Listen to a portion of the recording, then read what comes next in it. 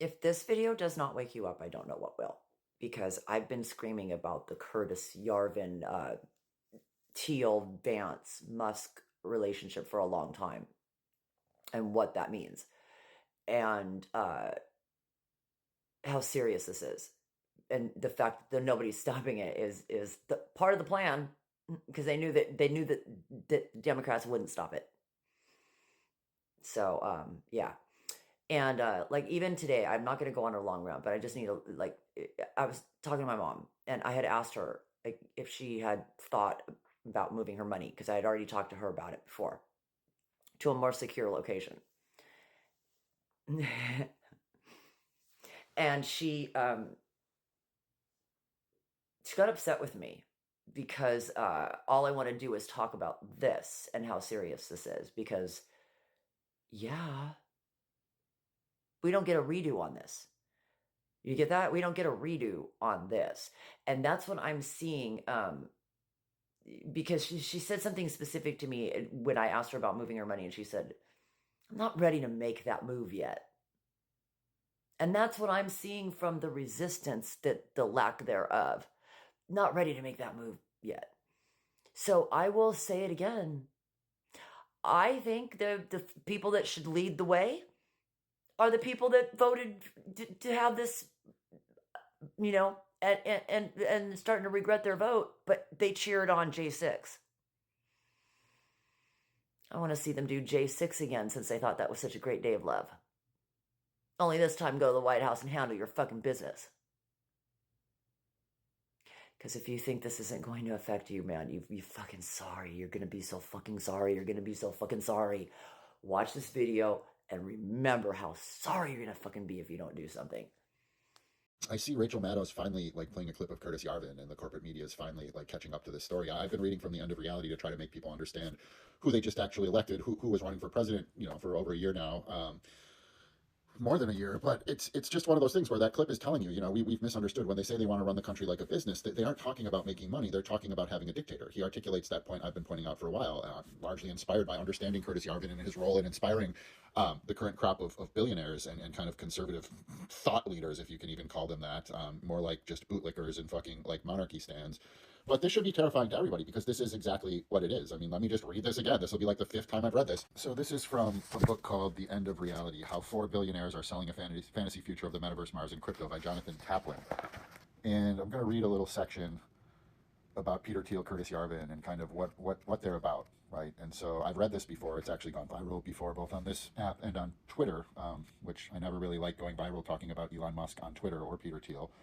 And so we'll just begin it right here. The disruptive power of social media was why Thiel so valued his position as Facebook's senior director. So Peter Thiel was Facebook's senior director for a long time. The idea of Facebook being like a liberal thing and Mark Zuckerberg being a liberal has always been bullshit. Steve Bannon, who worked with Thiel on the Trump transition team in 2016, said, quote, "Peter's idea of disrupting government is out there. People thought Trump was a disruptor. They had no earthly idea what was being pitched by Thiel," end quote. For instance, both candidates he identified to run the Food and Drug Administration, his Silicon Valley associates Jim O'Neill and Balaji Srinivasan, argued that the agency should dump its requirement that drugs be proven effective before reaching the market. Bannon and Thiel instrumentalized Facebook for Trump's regime by using a new form of propaganda. Bannon said, quote, "The Democrats don't matter. The real opposition is the media, and the way to deal with them is to flood the zone with shit," end quote. The idea was not to convince people of a specific policy, but to overwhelm them with disinformation to such an extent that they became disoriented and reality lost all meaning. Sound familiar? For many citizens, it was not a matter of denying the truth, but rather a deep weariness that the truth was even knowable. And of course, the new AI-driven ChatGPT will make it even easier to flood the zone. The New York Times Ezra Klein notes, quote, "And what unnerved me a bit about ChatGPT was the sense that we are going to drive the cost of bullshit to zero when we have not driven the cost of truthful or accurate or knowledge-advancing information lower at all." Yeah. Of course, Bannon didn't invent this strategy. Dictators, starting with the Mustache Man and Mussolini, have refined it over the years. But Thiel realized with Bannon's help that it was no longer sufficient to proclaim, quote, "liberty" as your movement's North Star. You needed coercive state power to achieve your goals on immigration, banning abortion and porn, and stopping the woke revolution around black and LGBTQ social justice reform. But as British historian Jeff Ely points out, the fascism of 2022, quote, "no longer relies as much on street fighting, pitched confrontations, imposing displays of paramilitary strength, and the spectacle of uniformed masses, or massed force. It operates rather by verbal onslaughts, internet trolling, instantly produced and transmitted visual incitements, and all the other virtual means of displaced but no less brutal assault," end quote. This is Bannon and Thiel's specialty, aided, of course, by Zuckerberg's Facebook and Musk's Twitter. John Gant, an American writer for the New Statesman, says Theil is, quote, probably the most clearly fascist prominent figure in the USA today, including Trump, end quote. Theil has always had an apocalyptic vision, one that assumed getting people to come over to his view of the future would take a backlash against globalization and a financial catastrophe. So I wonder why they'd want to destroy our financial lives. I wonder why they would want a financial catastrophe. As the global economy began to melt down in 2008, he wrote, quote, the entire human order could unravel in a relentless escalation of violence, famine, disease, war, and death, end quote. For the next 8 years, Theil railed against the Obama administration. By 2015, he grasped that Trump could be the vehicle to bring on the end times he so desired. And he realized that Facebook could be an ideal megaphone for Trump's, quote, American carnage vision. Curtis Yarvin, one of Peter Thiel's favorite bloggers, wrote that some people are more suited to slavery than others. Yarvin leads the neo-reactionary movement whose adherents believe that American democracy is a failed experiment and should be replaced by monarchy, with a ruler similar to the CEO of a corporation. Though Theil might not be willing to go that far publicly, Yarvin believed he had convinced Theil that libertarianism was a doomed project without the inclusion of authoritarianism. He argued, quote, we should get over our dictator phobia. After Theil said that Republican members of Congress who voted for Trump's impeachment after the January 6 attacks were, quote, traitorous, Yarvin noted of Theil. He's fully enlightened, just plays it very carefully. Looking forward to the 2024 election, Yarvin believes the Republican candidate, Trump or a Trump clone, should campaign on a specific mandate. Quote, if I'm elected, I'm going to assume absolute power in Washington and rebuild the government. Once that's done, Yarvin believes elite institutions like Harvard and the New York Times need to be closed down, and then we nationalize all local police and National Guard troops. Yarvin's law and order prescriptions are simple. And when I read this, I want you to think about like all the data that Musk is getting. Okay, so think about the data that Musk is getting access to. A trivial database query can identify the set of humans in the country who are either A, productively employed, B, independently wealthy, or C, a well-supervised dependent of A or B. Everyone else, including all minors, gets the tag. This inconspicuous device fits on your ankle and continuously reports your position to the authorities. If no crimes are committed near your location, you have nothing to worry about. Saddled with a large number of residents who are effectively dependents on the state, for example, those who receive housing subsidies, these people need to be reprocessed to determine whether they can become members of productive society, and during this time, there's no reason to leave them where they are. Therefore, we can expect to establish secure relocation centers in which the 20th century's artificially decivilized subpopulations will receive social services in a controlled environment while they are reintroduced to civil society. To me, this is fascism, full stop.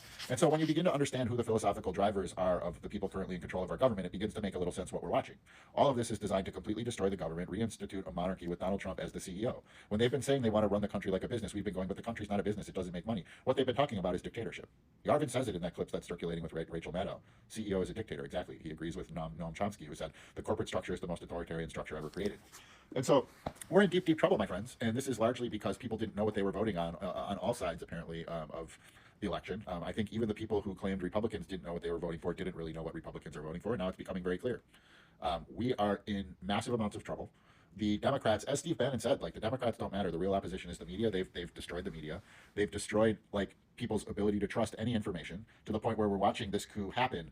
And instead of stopping it, we're arguing over whether it's happening again, which shouldn't be surprising because we just spent 4 years arguing over whether the insurrection we watched on television was an insurrection. But this goes much deeper and much darker than people really seem to understand. The nexus of these types of people with no empathy, personality disorders, endless greed, and the type of access to all of the data of the 2 decades we've just lived through of surveillance capitalism, where they have all of our data. Now they have all of our government data. Data is power. And everybody should be absolutely terrified that this isn't being stopped.